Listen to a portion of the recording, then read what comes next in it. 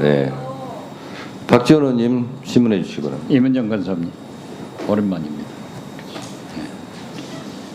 검사가 피의자와 같은 이런 오빠 검사 노릇하는 것이 당연한 일이에요?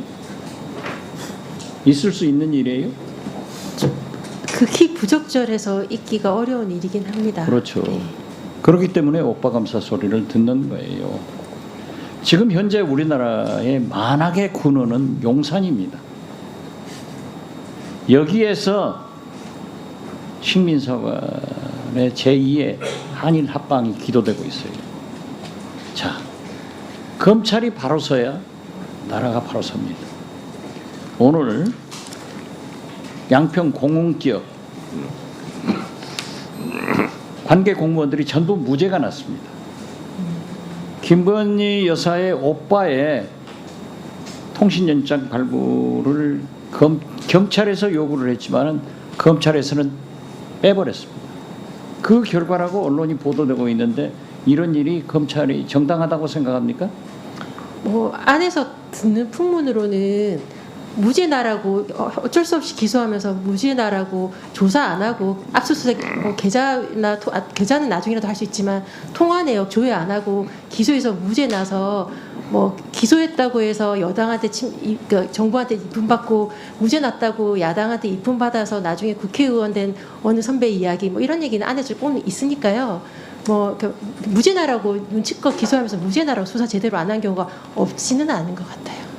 그렇지 않습니까?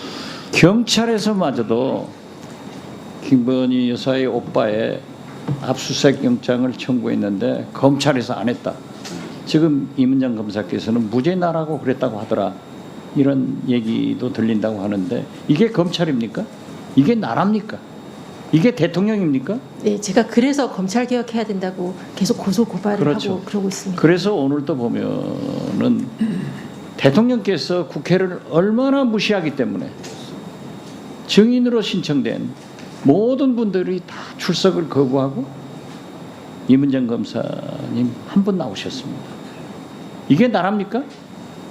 이렇게 대통령께서 국회를 무시해도 나라가 존재할 수 있겠습니까?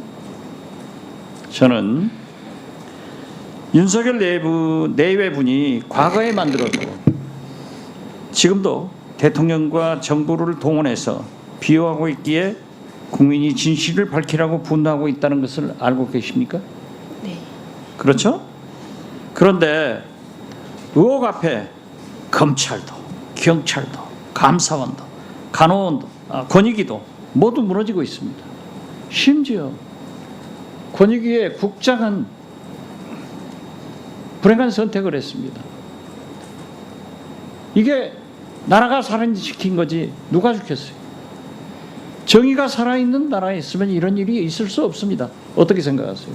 그러니까 우리 윤석열 대통령께서 검찰총장으로 계실 때 여기 계신 박은정 감찰 의원께서 감찰 담당관 하실 때 감찰 조사했을 때도 전무군 지금 검사장이 수령 조사 관련된 그 우편물을 수령을 거부하고 그때도 그러셨거든요. 그때 하셨던 거 그대로 지금 대통령으로 하시는 게 아닌가 싶어서 보는 후배로서 제가 많이 찹찹하고요. 지금 김영철 검사나 강백신 검사도 지금 제가 감찰 담당관으로 있을 때 그 조국 정경심 교수 사건 할 때 민원인 그 조사를 받았던 사람한테 강압수사 플리바게닝 강압수사와 언론의 그런 사실 공표나 조사 과정이 실시간으로 공표된 것으로 관련해서 감찰 요청을 해서 제가 그 서류를 갖다가 중앙지검에서 사본하려고 했더니 지금 불출석 사유랑 비슷하게 뭐 직권남용, 정치적 뭐 이런 식으로 해서 조사 거부했었던 사례가 있었거든요.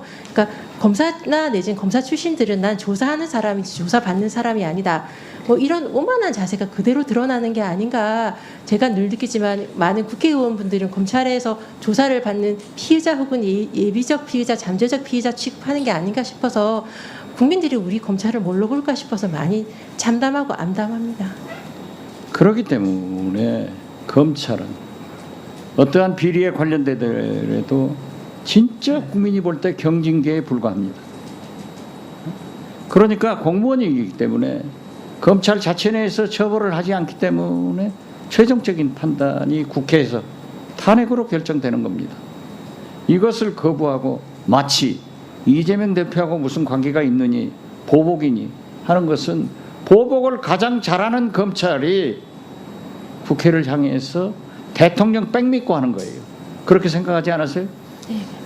저 같은 경우에는 아까 국민의힘당 의원분들께서 이 수사 관련해서 이재명 대표와 관련돼서 한 게 아닌가 이런 부분에 대해서는 이제 하는 탄핵에 대해서 때늦은 그러니까 것에 대해서 그런 것으로 인한 오해를 사고 있다고 생각하고요. 저는 탄핵이 예컨대 어미중 검사 탄핵 등등과 같이 검찰이 제 식구 감싸기가 너무 노골적이었을 때 그때 좀 탄핵이 제때제때 이루어졌으면 이런 말이 없지 않았을 텐데 좀 너무 아쉽고 지금이라도 이루어진 것이 다행이라고 생각하고 있습니다. 연히 검찰총장이 서울지검 중앙지검장한테 이 새끼 이런 얘기를 쓸 수 있는 검찰이 있습니까? 우리 윤석열 대통령께서는 그렇게 하십니다. 그래서 검찰 개혁을 부르짖고 그래서 잘못된 검사를 국회에서 탄핵하자는 겁니다. 저는 김영철 검사하고 저축은행 관계에서 악연이 있습니다. 그렇지만 제 고향 후배이기 때문에 그 이름도 안 부릅니다. 잘 되기를 바랍니다.